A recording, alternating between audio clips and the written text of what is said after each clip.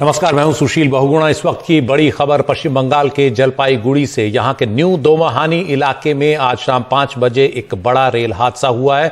Bikaner Guwahati express की 12 बोगियां पटरी से उतर गईं और इस हादसे में 3 लोगों की मौत हो गई, 20 लोग घायल हुए हैं। ये ट्रेन बीकानेर से गुवाहाटी जा रही थी। घायलों को जलपाईगुड़ी के अस्पताल में दाखिल कराया जा रहा है। शाम करीब 5:05 पर यह हादसा हुआ, यह बताया जा रहा है और हादसे की उच्च स्तरीय जांच के आदेश दिए गए हैं। हमारे साथ हैं हमारे सहयोगी परिमल कुमार। परिमल, क्या राहत और बचाव को लेकर जानकारी है? देखिए, एनडीआरएफ की टीम पहुंची है और रेलवे के अधिकारी कुछ वक्त पहले उन्होंने जानकारी दी है कि जो भी रेस्क्यू ऑपरेशन था उसको और बोट भी यहां से दिल्ली से और डीजी सेफ्टी यहां से रवाना हुए हैं। साथ अश्विनी वैष्णव जो रेल मिनिस्टर है उन्होंने भी ट्वीट करके जानकारी दी कि प्रधानमंत्री को हो रहा है वहां पर।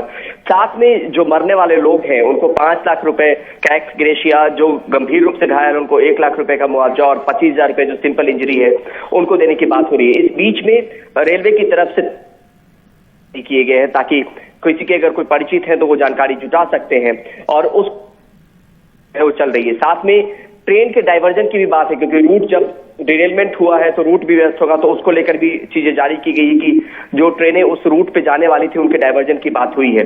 तो कुल मिलाकर ये अपने आप में बहुत वक्त बाद इस तरह का हादसा हुआ है जिसमें इतनी जाने गई हो और इतने लोग गंभीर हुए और ये आंकड़े बढ़ सकते, धीरे धीरे हो रहा होगा तो और भी जैसा आप के घायल होने की खबर है, 3 लोगों की मौत की खबर है। तो ये अपने आप में ये हादसा जो है, जो तस्वीरें भी है वो भी बयां कर रही हैं कि किस तरीके से यह हादसा हुआ और 12 बोगियों का उतर जाना पटरी से। उसमें ये भी बताया गया कुछ बोगियों से चिपक भी गए। रेल मंत्री अश्विनी वैष्णव का बयान आ रहा है, सुनते हैं। मेरे पैसेंजर साथी और एक्सग्रेशिया भी अनाउंस कर लिया है already general manager north eastern ने। मैं कल सुबह पहुंचा हूँ साइड पे। सर, दुर्घटना पता चल पाएगा कि किस वजह से या कोई जान सेटअप, क्योंकि वो स्ट्रेट लाइन है sir, straight broad gauge gauge line. निश्चित तौर पे डिटेल जांच होगी और हर पहलू पे जानकारी ली जाएगी। अभी हमारा फोकस रेस्क्यू पे। मुआवजा अनाउंस हो चुका है सर? मुआवजा अनाउंस हो चुका है ऑलरेडी जनरल मैनेजर के ऑफिस से। 5 लाख रुपए ex gratia for the deceased people and 1 lakh for the grievous injury जी और 25,000 फॉर सिंपल इंजरी।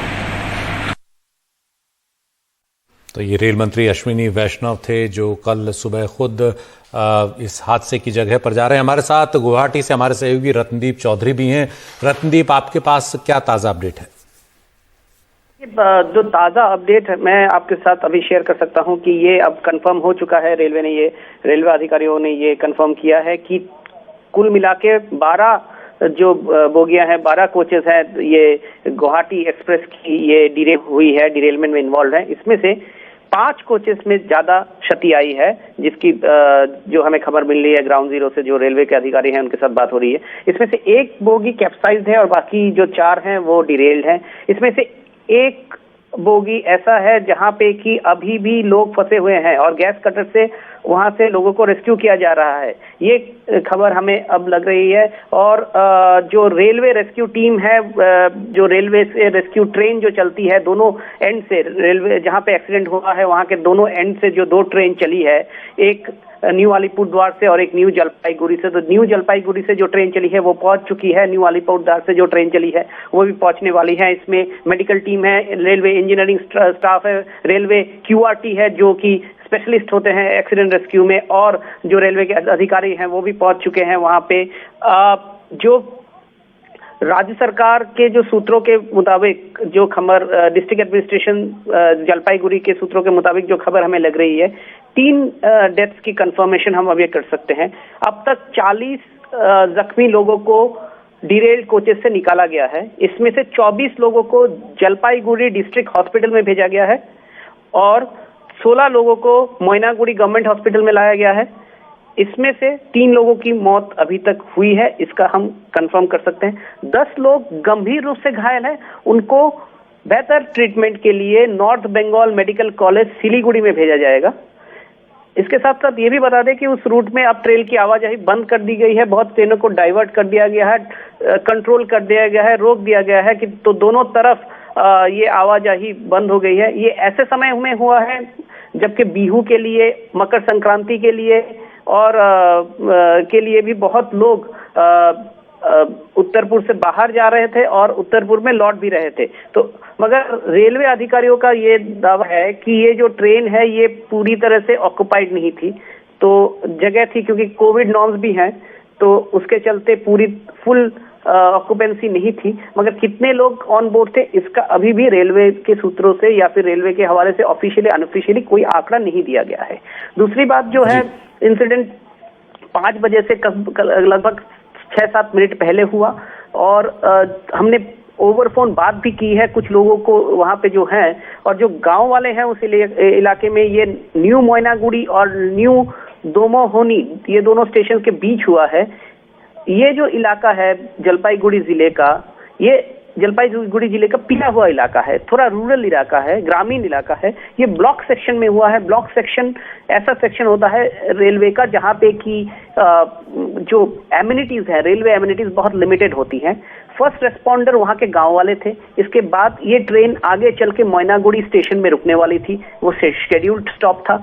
मोइनागुड़ी से भी रेलवे के ऑफिशियल फर्स्ट आए, जो जीआरपी है रेलवे, जो आरपीएफ है, ये लोग भी फर्स्ट रिस्पॉन्डर्स थे। मगर ऐसे इलाके में हुआ है जहां पे कि जो नियरेस्ट जो रूरल हॉस्पिटल है वो भी 15 किलोमीटर दूर है, तो इसलिए लोगों रेस्क्यू टीम्स जो एम्बुलेंस वगैरह वहां पे पहुंचना और वहां से रेस्क्यू करके लाने में भी टाइम लग रहा है। मगर अब हम देख सकते हैं वो विजुअल्स जो हम प्ले कर रहे हैं कि रात के अंधेरे में जनरेटर वगैरह लग चुका है और रेलवे की जो एक्सीडेंट रिलीफ टीम्स वहां पे पहुंच चुकी हैं और जो रेस्क्यू ऑपरेशन जोर शोर से चल रहा है। इस वक्त सबसे बड़ा जो फोकस है वो है जो कोच आधा मैंगल्ड हो चुका है और एक के ऊपर दूसरा कोच चढ़ गया है, उन दोनों कोच में लोग फंसे हुए हैं। अभी भी बहुत लोग जख्मी भी हैं, जो भी आई विटनेसेस हमें फोन करके ये बता रहे हैं। उनको रेस्क्यू करना और उनको मेडिकल एड पहुंचाना अभी रेलवे के लिए सबसे अहम बात है और इस पे ही फोकस कर रहे हैं, ऐसा रेलवे सूत्रों से हमें पता चला है। जी रतनदीप, शुक्रिया इस पूरी जानकारी के लिए। तो जो 2 कोच एक दूसरे के ऊपर चढ़ गए हैं उनको गैस कटर से अब काटने की कोशिश की जा रही है ताकि वहां फंसे हुए यात्रियों को बाहर निकाला जाए। रात घिर चुकी है, थोड़ा सा काम इस वजह से मुश्किल जरूर होगा, लेकिन कोशिश है कि जल्द से जल्द इन लोगों को यहां से निकाल कर अस्पताल पहुंचाया जाए।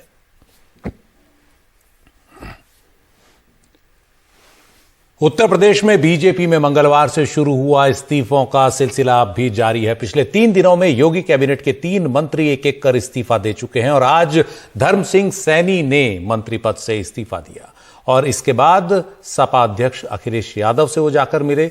मुलाकात की फोटो ट्वीट कर अखिलेश यादव ने मेला होबे ट्वीट किया। वहीं धर्म सिंह सैनी ने एनडीटीवी से कहा कि 1.5 साल पहले उन्होंने तय कर लिया था कि बीजेपी छोड़ना है, इस्तीफे के लिए सही समय का इंतजार कर रहे थे और अब सही समय आ गया है। तो इस तरह अब तक 3 मंत्रियों समेत बीजेपी के 10 विधायक इस्तीफा दे चुके हैं एन चुनाव से पहले। योगी सरकार के आयुष मंत्री धर्म सिंह सैनी भी आज बीजेपी छोड़ समाजवादी पार्टी में शामिल हो गए। धर्म सिंह सैनी पिछड़ी जाति से आते हैं। धर्म सिंह सैनी सहारनपुर की नकुड़ सीट से एमएलए हैं। सैनी 2002, 2007 और 2012 में बीएसपी से चुने गए। वह 2017 में बीजेपी के टिकट पर जीते। सैनी ने 2012 और 2017 में कांग्रेस के इमरान मसूद को हराया था। सैनी बीएसपी और बीजेपी दोनों सरकारों में मंत्री बने। सैनी ने भी अपने इस्तीफे की वजह स्वामी प्रसाद मौर्य की तरह ही दलितों, पिछड़ों, किसानों की उपेक्षा बताया है। अखिलेश यादव ने उनके साथ अपनी फोटो ट्वीट कर लिखा कि सामाजिक न्याय के एक और योद्धा धर्म सिंह सैनी जी के आने से सबका मेल मिलाप मिलन कराने वाली हमारी सकारात्मक और प्रगतिशील राजनीति को और भी उत्साह व बल मिला है। सपा में उनका ससम्मान हार्दिक स्वागत एवं अभिनंदन। 22 में समावेशी सौहार्द की जीत निश्चित है। दलित पिछड़े वर्ग के लोगों का उत्पीड़न जिस तरीके से हो रहा था, ये आवाज़ बुलंद करी थी विधायकों ने, मंत्रियों ने, लेकिन इसे दबा दिया गया था। अलग अलग ग्रुप में बुला करके सरकार ने अपने दबाव में लेकर के उनकी आवाज़ बंद कर दी गई थी। उसी दिन से सबने तय कर लिया था कि सही समय आने पर हम जो है इसका जवाब देंगे और इसी का सिलसिला आज शुरू है। सबसे पहले बीजेपी छोड़ने वाले मंत्री स्वामी प्रसाद मौर्य का बंगला इस दल बदल का केंद्र है। सुबह से ही यहां तमाम तरह के असंतुष्टों की भीड़ लग जाती है। औरैया के विधूना से विधायक विनय शाक्य भी आज आए और बांदा की तिंदवारी सीट के ब्रजेश प्रजापति भी, लेकिन आज सबसे पहले इस्तीफा देकर यहां पहुंचे फिरोजाबाद की शिकोहाबाद सीट से बीजेपी एमएलए मुकेश वर्मा। ये बाबा नहीं बवाल है, ये भाजपा के काल हैं। दलितों के साथ, पिछड़ों के साथ, शोषितों के साथ, इवन दैट स्टूडेंट के साथ भी, किसानों के साथ, जो उनका हक था, जो उन्हें मिलना चाहिए था, इन्होंने केवल और केवल उनका लिया, उन्हें कुछ नहीं दिया, कुछ भी नहीं दिया। स्वामी प्रसाद मौर्य का दावा है कि आने वाले दिनों में बड़ी तादाद में बीजेपी मंत्री और विधायक पार्टी छोड़ देंगे। मैं ऐसा बैटिंग करूंगा कि भारतीय जनता पार्टी के बड़े बड़े दिग्गज सबको जीरो पे आउट करके उनको उत्तर प्रदेश से बाहर करने का काम करूंगा। पिछले 3 दिनों में बीजेपी के 3 मंत्रियों 7 विधायकों ने बीजेपी छोड़ दी है। 11 जनवरी को मंत्री स्वामी प्रसाद मौर्य, एमएलए भगवती सागर, एमएलए रोशन लाल वर्मा और एमएलए ब्रजेश प्रजापति। 12 जनवरी को मंत्री दारा सिंह चौहान, एमएलए अवतार सिंह भड़ाना। 13 जनवरी को मंत्री धर्म सिंह सैनी, एमएलए विनय शाक्य, एमएलए मुकेश वर्मा और एमएलए बाला अवस्थी ने पार्टी छोड़ी। दरअसल बीजेपी ने अपने विधायकों की जीतने की संभावना पर 3 सर्वे कराए हैं। इनमें प्रदेश बीजेपी के अलावा केंद्रीय बीजेपी के सर्वे भी हैं।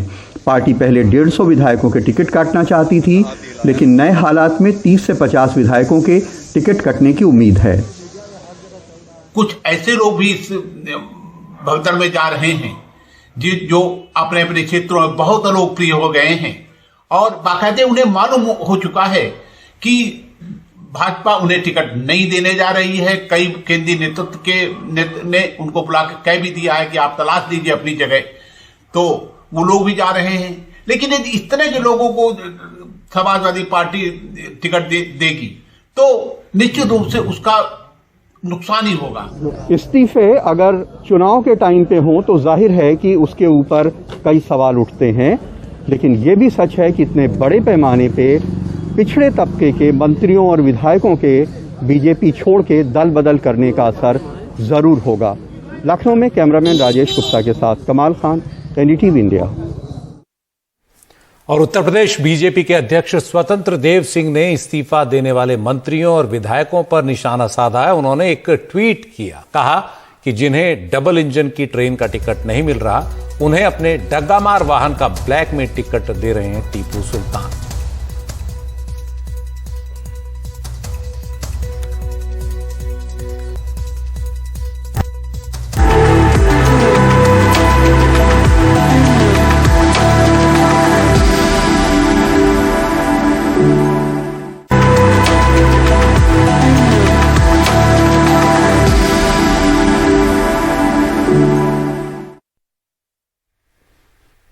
उत्तर प्रदेश विधानसभा चुनाव से पहले पार्टियों ने अपनी लिस्ट जारी करनी शुरू कर दी है और वादे के मुताबिक कांग्रेस ने अपनी पहली लिस्ट में 40% महिलाओं को टिकट दिया है।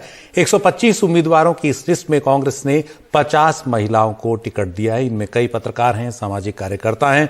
उन्नाव रेप पीड़िता की मां को भी कांग्रेस ने उम्मीदवार बनाया है। प्रियंका गांधी ने कहा कि उनकी ये लिस्ट, उनकी ये सूची एक नया संदेश दे रही है राजनीति में। हमने प्रयास किया है कि संघर्षशील और ऐसे प्रत्याशी हों जो एक नई राजनीति का पहल करें पूरे प्रदेश में। इसमें इस सूची में 40% महिलाएं हैं और 40% युवा भी हैं। 125 प्रत्याशियों की सूची है जिसमें से 50 महिलाएं हैं।